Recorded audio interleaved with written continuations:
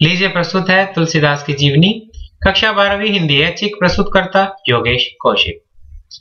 मंगल भवन अमंगल हारी, द्रवहु सुदशरथ अजीर बिहारी। दशरथ के अजीर यानी आंगन में विहार करने वाले, हमेशा विराजमान रहने वाले प्रभु श्री राम, जो सबका मंगल करते हैं और अमंगल को हरते हैं, मुझ पर भी अपनी कृपा करें। हरि अनंत हरि कथा अनंता, कहीं सुनहि बहुविधि सब संता। राम सिया राम जय जय राम। हरि अनंत है, उनका कोई पार नहीं पा सकता, उनकी कथा भी अनंत है और संत जन बहुत तरह से उसे कहते और सुनाते आए हैं। और ऐसे ही संत जन गोस्वामी तुलसीदास, जीवन काल 1532 से 1623 ईस्वी, और अगर विक्रम संवत की बात करें तो 1589 से 1680। सबसे पहले उनका जन्म बांदा जिले के राजापुर गांव में हुआ 1532 में। कुछ विद्वान उनका जन्म स्थान सोरो एटा को भी मानते हैं, मतभेद है। बचपन घोर कष्ट में रहा, माता की मृत्यु हो गई जल्दी ही, पिता संन्यास ग्रहण कर गए, तो बालपन में ही माता पिता से बिछो हुआ, भिक्षाटन द्वारा जीवन यापन मिला। और कहा जाता है कि उनकी जो माता है, माता का नाम उन्होंने एक जगह बताया है अपनी रचनाओं में, तुलसी। राम ही प्रिय पावन तुलसी सी, तुलसीदास हित हिय हुलसी सी। गुरु दीक्षा गुरु नरहरिदास रहे और उन्हीं की कृपा से उन्हें राम भक्ति का मार्ग भी मिला, और वही उन्हें काशी में लेकर के गए, जहां उनकी मुलाकात शेषनाथन से कराई। रामचरितमानस के प्रारंभ में जब वे गुरु वंदना करते हैं, तब उनके नाम का उल्लेख बड़े ही आदर के साथ करते हैं। बंदौ गुरु पद कंज कृपा सिंधु नर रूप हरि, तो वो नरहरिदास हैं। और इसके बाद बात करते हैं उनके विवाह की। रत्नावली से विवाह हुआ। उनसे प्रभावित होकर उनके गृह त्याग की जो कथा है वो प्रसिद्ध है, परंतु उसके पर्याप्त प्रमाण नहीं मिलता। किंवदंती है कि एक बार पत्नी चुपचाप मायके चली गई और वह पीछे पीछे ससुराल चले गए। पत्नी को नीचा देखना पड़ा और उसने फटकारते हुए कहा, लाज न आवत आपको तोरे आयहु साथ, धिक धिक ऐसे प्रेम को कहा कहो हो नाथ। अस्थि चर्म में देह मम तासो ऐसी प्रीति, कि जो मेरी देह है वो अस्थियों की, हड्डियों की और चमड़े की बनी हुई है, उसके साथ इतनी प्रीति, इतना प्यार उस देह से। अस्थि चर्म में देह मम तासो ऐसी प्रीति, होती जो श्री राम मह होती न तो भव भीति। अगर ऐसी भक्ति भगवान श्री राम के प्रति होती तो अब तक बेड़ा पार हो गया होता। और वहीं से उन्होंने अपना जीवन विरक्ति ले ली और अपना पूरा जीवन भगवान राम के प्रति अर्पित कर दिया। काशी, चित्रकूट, अयोध्या आदि तीर्थों में भ्रमण करते रहे। और फिर आया सन 1574 और विक्रमी संवत 1631 रामनवमी का दिन, और उन्हें रामचरितमानस की रचना प्रारंभ की, जिसका कुछ अंश उन्होंने काशी में लिखा। और 2 वर्ष 7 महीने 26 दिन के पश्चात विक्रम संवत 1633 में मार्गशीर्ष शुक्ल पक्ष में राम विवाह के दिन उसके 7 कांड उन्होंने पूरे किए। काशी में वो पूर्ण हुआ और उसके बाद वे काशी में ही रहने लगे। और यहीं पर संवत 1680 गंग के तीर सावन शुक्ला सप्तमी तुलसी तजे शरीर, तुलसीदास ने अपने शरीर का त्याग किया, उनका निधन हुआ। और उनकी जो प्रमुख रचनाएं हैं, कुल 12 रचनाएं प्रामाणिक मानी गई हैं, जिसमें से सबसे महत्वपूर्ण जो उनकी रचना है, जो उनकी ख्याति का, लोक प्रसिद्धि का आधार है, वो है रामचरितमानस। मानस उनके हृदय की विशालता, भाव प्रसार की शक्ति और मर्मस्पर्शी स्थलों की पहचान की जो क्षमता है उनकी, वो पूरे उत्कर्ष के साथ व्यक्त हुई है। अगर हम रामचरितमानस को देखें, उसके अलग अलग जो मर्मस्पर्शी स्थल है उनको पहचाने, चाहे राम का अयोध्या त्याग हो या वन गमन की घटना हो, चित्रकूट में राम और भरत का मिलन हो। देखिए, भरत जो है भाई की भक्ति में नंगे पांव राम को मनाने जा रहे हैं। मार्ग में जहां सुनते हैं कि यहां पर राम लक्ष्मण ने विश्राम किया था, उस स्थल को देखकर उनकी आंखों से आंसू बह निकलते हैं। राम बास थल बिटप बिलो के, राम ने जहां वास किया उन स्थल और उन जंगलों को देख करके, राम बास थल बिटप बिलो के, और अनुराग रहत नहीं रोके। उनके जो प्रेम जो हृदय के अंदर मौजूद है वो रोके नहीं रुका और आंखों के माध्यम से प्रकट हुआ। धनुर्भंग की जो घटना है वो आप कक्षा 10 में पढ़ चुके हैं। नाथ शंभु धनुभंज निहारा, कोई ही केहू एक दास तुम्हारा। और इस तरह से उनके जो मर्म स्पर्शी स्थलों में जो उन्होंने अपने भाव प्रसार की शक्ति दिखाई है वो मानस में सामने आई, महाकाव्य के रूप में रामचरितमानस। इसके अलावा उन्होंने गीतावली और कवितावली लिखी और कहा जाता है कि रामचरितमानस में जिन प्रसंगों की अभिव्यक्ति का उन्हें अवसर नहीं मिला, जो प्रसंग रह गए रामचरितमानस में अपने संपूर्ण रूप में, विस्तृत रूप में, उनको उन्होंने कवितावली और गीतावली में व्यक्त किया।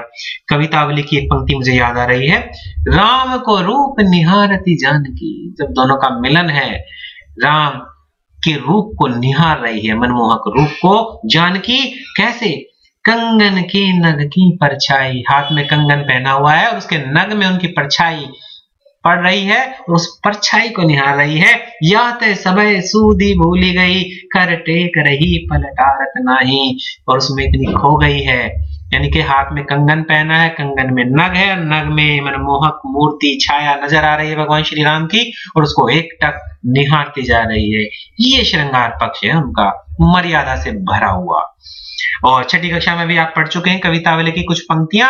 जब वनगमन की घटना है और माता सीताराम और लक्ष्मण के साथ वन की ओर जाती हैं, पुरते निकसी रघुवीर वधू, पुरते निकसी रघुवीर वधू, धरी धीर दाए मग में डग द्वय, जल की भरी बाल कनी जल की, पुट सूख गए मधुराधर वे। तो ये कवितावली है। इसके बाद और भी बहुत सारी रचनाएं हैं। कृष्ण गीतावली उन्होंने लिखी, विनय पत्रिका लिखी। विनय पत्रिका में विनय और आत्मनिवेदन के पद हैं, निवेदन कर रहे हैं वो विनय पूर्वक। और देखिए संगीत में रागों से सजी धजी है विनय पत्रिका। राग गौरी, श्री रामचंद्र कृपालु भजमन हरण भव भय दारुणम, नव कंज लोचन कंज मुख कर, कंज पद कंजारुणम। प्रत्येक शब्द में संगीत है। मेरे जैसा एक बेसुरा व्यक्ति भी जब उसका इन राम की स्तुति जब कर रहा है तुलसीदास की लिखी हुई विनय पत्रिका में, तो हमें एहसास हो रहा है कि इन शब्दों में ही संगीत है, अलग से आवश्यकता ही नहीं है। और हनुमान चालीसा आप सभी ने पढ़ी है, वो भी विनय पत्रिका से, विनय पत्रिका में ही है।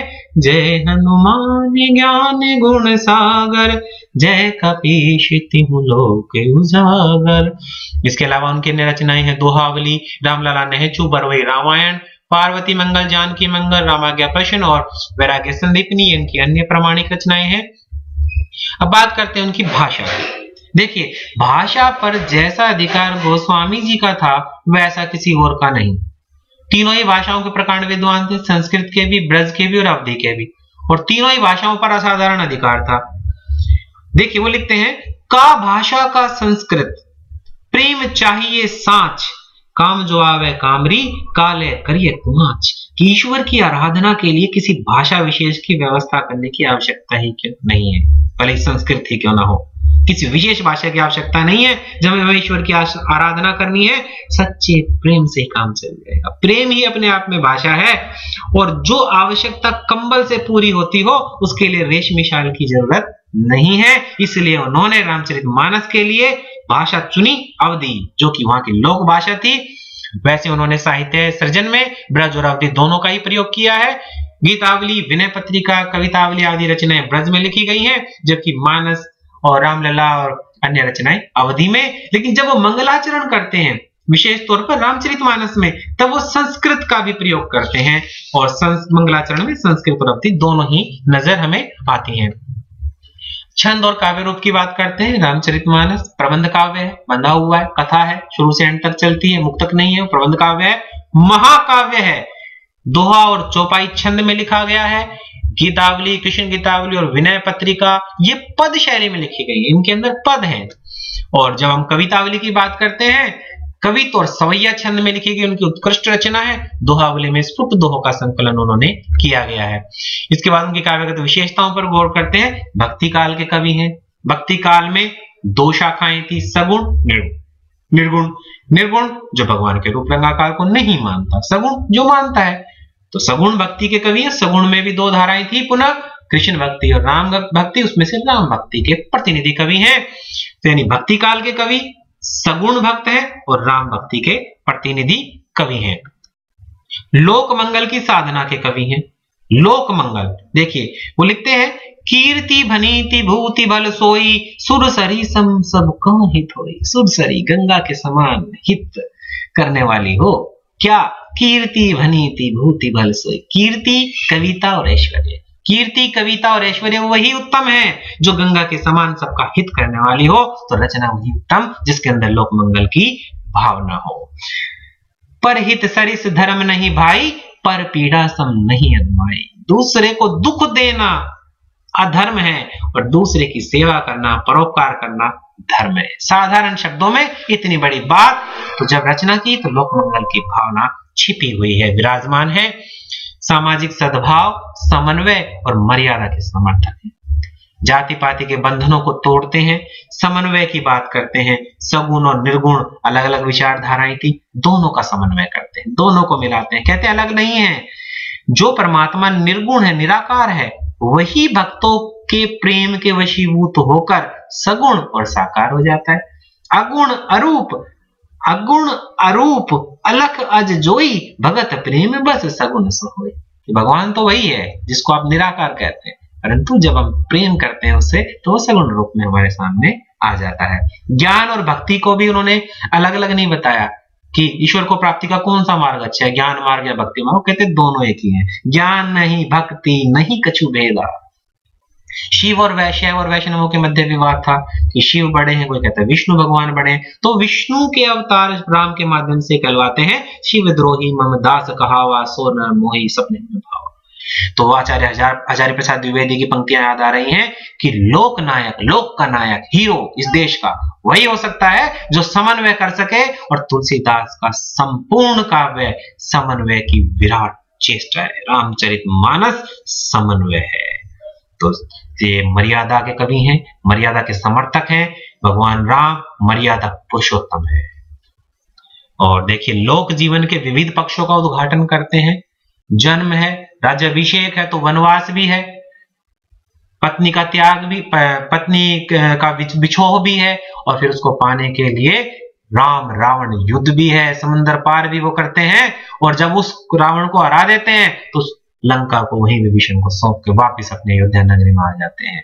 तो लोक जीवन के जितने पक्ष हैं, जो चाल कुचाल हैं, वो सब इसके अंदर रामचरितमानस के अंदर समाई हुई है। तुलसी काव्य में मानव प्रकृति और जीवन जगत की के संबंधी गहरी अंतर्दृष्टि रखते हैं, गहरे जानकार हैं, व्यापक जीवन अनुभव है। होई सोई जो राम रची राखा, वही होगा जो लिखा है। रघुकुल रीत सदा चली आई, प्राण जाए पर वचन जाए। ये तुलसीदास हैं। लोक पक्ष की, जीवन जगत की बहुत गहरी जानकारी। वो लिखते हैं, सचिव वैद गुरु, सचिव वैद गुरु तीन जो प्रिय बोले बहआस, राज धर्म तन तीन कर होई बेगई नास। उस राज धर्म का सत्यानाश होना तय है जहां सचिव मंत्री यानी सचिव यानी मंत्री, वैद्य और गुरु ये तीनों राजा के सम्मुख उसकी हाँ में हाँ मिलाए, भय के वशीभूत होकर या किसी लाभ के आशा से। यानी कि उन्हें झूठ नहीं बोलना चाहिए। अगर ये झूठ बोलेंगे, ये मीठी बात करेंगे, हाँ में हाँ मिलाएंगे, यस मैन बनेंगे, कौन? मंत्री, वैद्य और गुरु, तो उस राज्य का विनाश तय है। तो गहरी जानकारी रखते हैं जीवन के अनुभवों की। अलंकारों का भी बड़ा सुंदर प्रयोग करते हैं। पीपल पात सरिस मन डोला, पीपल के पत्ते के समान मन डोलने लगा। पीपल के पत्ते से एक अनुपम तुलना, रमणीय प्रयोग अलंकारों में करते हैं। अलंकार सहज रूप में उनके आते हुए प्रतीत होते हैं।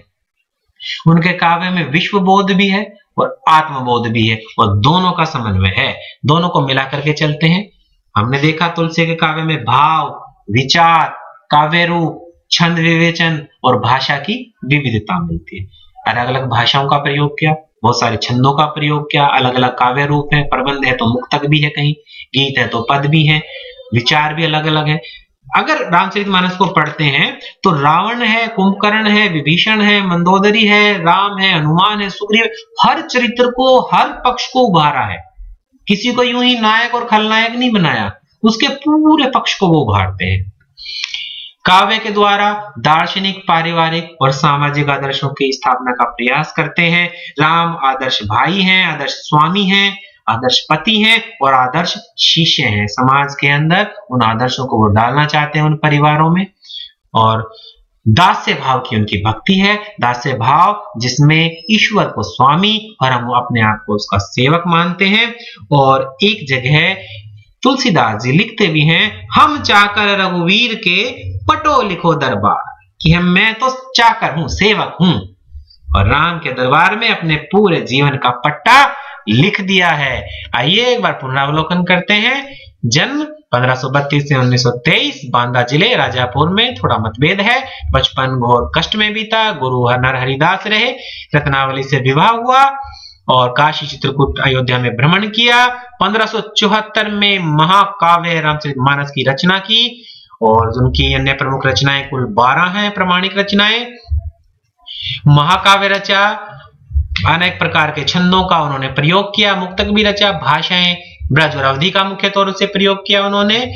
और भक्ति काल की सगुण भक्ति की राम भक्ति शाखा के प्रतिनिधि कवि रहे, लोकमंगल के कवि, समन्वय के कवि, लोक जीवन के हर पक्ष को दिखाया उन्होंने। मानव प्रकृति और जीवन जगत के गहरे जानकार थे। विश्व बोध और आत्मबोध का अद्वितीय समन्वय उन्होंने किया। छंद, काव्य रूप, भाषा, इनकी विविधता उनके काव्य में मिलती है। आदर्शों की स्थापना की, मर्यादा पुरुषोत्तम राम के रूप में उन्होंने दिखाया और दास्य भाव की भक्ति की। आप तुलसी साहित्य का आनंद लीजिए और आप सबका बहुत बहुत धन्यवाद।